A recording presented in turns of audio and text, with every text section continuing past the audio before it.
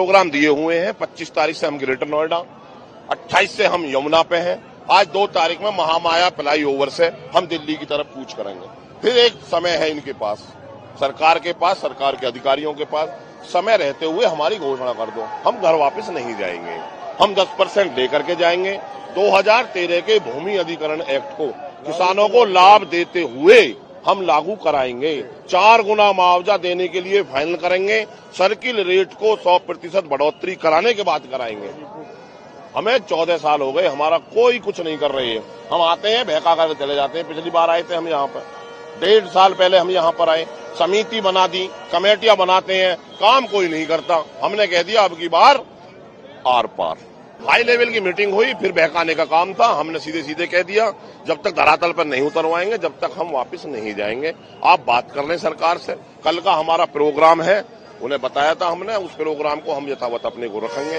अगर आज भी शाम तक इन्होंने कोई डिसीजन नहीं लिया तो हम अगले प्रोग्रामों की घोषणा करेंगे। फिर उसके बीच में अगर ये कहेंगे तो हम उस पर बिल्कुल नहीं मानेंगे।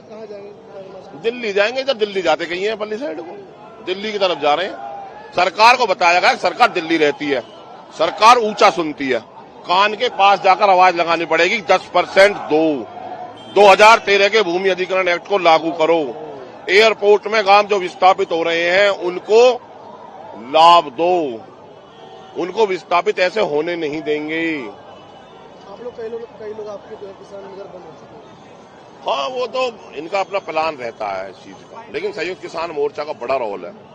और आज संयुक्त किसान मोर्चा ने ये कह दिया कि ये लड़ाई किसानों की लड़ाई है, ये किसी नेता की लड़ाई नहीं है। तमाम नेता पीछे रहेंगे, तमाम किसान आगे रहेंगे।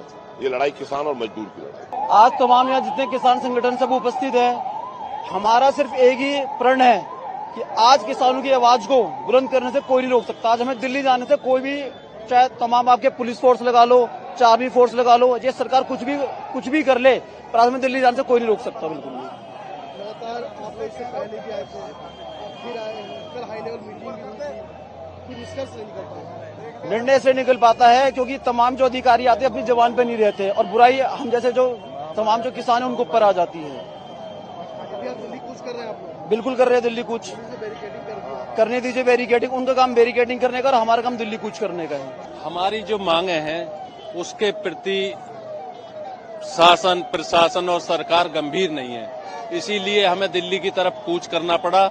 अगर ये लोग हमारी मांगों के प्रति गंभीर होते तो हमें इधर दिल्ली की तरफ कूच नहीं करना पड़ता। हम अपनी बात को शांतिपूर्व तरीके से दिल्ली में जाकर संसद पर अपनी बात को रखना चाहते हैं, कहना चाहते हैं। जो हमारे नुमाइंदे हैं वो वहीं बैठते हैं और हमारे यहाँ नहीं, हमने सरकार को दिया भी बहुत है। बीजेपी सरकार को इस जिले ने 3 MLA, 2 सांसद दिए, तो हमने इन लोगों का सहयोग भी किया, पर ये इन लोगों का सौतेला व्यवहार किसानों के प्रति है। और आज हम इन्हें बतला के देंगे कि हमारी क्या ताकत है और क्या हमारी मांग है। पूरी तैयारी है दिल्ली कूच की? पूरी तैयारी है, हर तरह की खाने की, पीने की, रहने की, सोने की सारी तैयारी हम लोग राशन सहित करके आए हैं और दिल्ली जाने की पूरी तैयारी। मैं भारतीय किसान यूनियन भानु का नोएडा महानगर अध्यक्ष हूँ। आज हम सब लोग संगठन एक साथ होकर के पूरा संयुक्त मोर्चा दिल्ली जाने के लिए तैयार है, क्योंकि शासन और प्रशासन, यहाँ की जो सरकार चल रही है उत्तर प्रदेश में, हमारे बाबा योगी, वो भी यहाँ की किसानों की बात को नहीं सुन रहे। इसलिए हमें मजबूरी में दिल्ली जाना पड़ रहा है। नहीं, हमें कौन सा शौक है भाई दिल्ली जाने के लिए?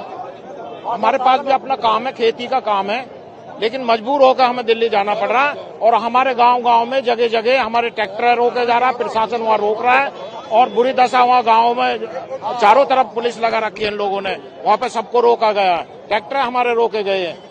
इधर आर पार की लड़ाई है। हाँ, आर पार की लड़ाई है इस वक्त हमारी आर पार। हाँ, दिल्ली कूच करेंगे, जो भी होगा दिल्ली में जाएंगे।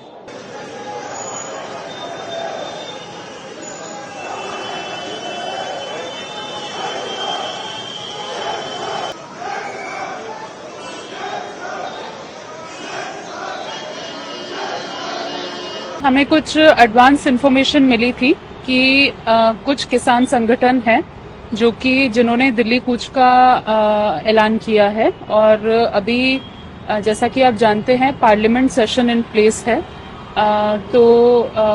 फिलहाल उन्हें नई दिल्ली में एंटर करने की परमिशन नहीं दी गई है इस प्रोटेस्ट के लिए। तो इसी के लिए हमने भी अपनी तरफ से पुख्ता इंतजाम किए हैं।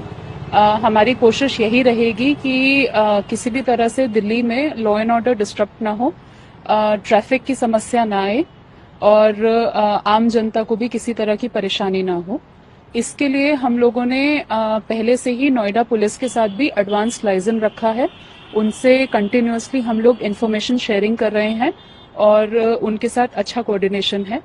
उसके अलावा ट्रैफिक पुलिस बोथ दिल्ली और नोएडा, इनके साथ भी हमारा मिनट टू मिनट कोऑर्डिनेशन चल रहा है एंड हमारी कोशिश यही रहेगी कि दिल्ली में कानून व्यवस्था भी बनी रहे and at the same time Delhi की जनता को किसी तरीके की परेशानी ना हो। मैम, लगभग कितना स्टाफ है जो यहाँ पे डिप्लॉयड है, जिनकी जिम्मेदारी है कि यहाँ पे ट्रैफिक भी स्मूथ चलता रहे और किसान भी, जिस तरीके से आप कह रहे हैं कि परमिशन नहीं है तो बिना परमिशन के अंदर ना आ पाए? काफी स्टाफ है, जैसा कि आप देख चुके होंगे बॉर्डर्स पे, ना सिर्फ नोएडा बॉर्डर पे बट बाकी यूपी दिल्ली के जितने बॉर्डर पॉइंट्स हैं, बड़े और छोटे, दोनों पे हमने थोड़ी थोड़ी तैनाती की है एंड जो मेजर बॉर्डर पॉइंट्स हैं जहां से कि अंदेशा है कि वो आ सकते हैं, वहां पे हमने पर्याप्त मात्रा में स्टाफ लगाया है। मैम, पब्लिक के लिए क्या कहेंगे कि क्या बॉर्डर सील किया जाएगा या बॉर्डर पे रिस्ट्रिक्शन? पब्लिक के लिए आप क्या कहना चाहेंगे? पब्लिक जब अपना ट्रैवल प्लान करे तो क्या देखे अगर वो दिल्ली या नोएडा दिल्ली से आता है? दिल्ली अभी कुछ कह पाना इस पॉइंट पे मुश्किल है, बट आप प्लीज दिल्ली ट्रैफिक पुलिस का ट्विटर हैंडल या वेबसाइट फॉलो करते रहिएगा। उस पे हम डेफिनेटली अपडेट्स पोस्ट करते रहेंगे। अगर वो दिल्ली तक आएंगे किसान तो उनको रोका जाएगा। और ट्रैफिक डाइवर्जन के भी प्रॉपर प्लानिंग के साथ ट्रैफिक डाइवर्ट किया जाएगा। तो हमें आशा तो है कि पब्लिक को किसी भी तरीके की दिक्कत नहीं आनी चाहिए, बट अगर मतलब हमारी कोशिश यही रहेगी कि पब्लिक इनकन्वीनियंस किसी भी तरह से ना हो।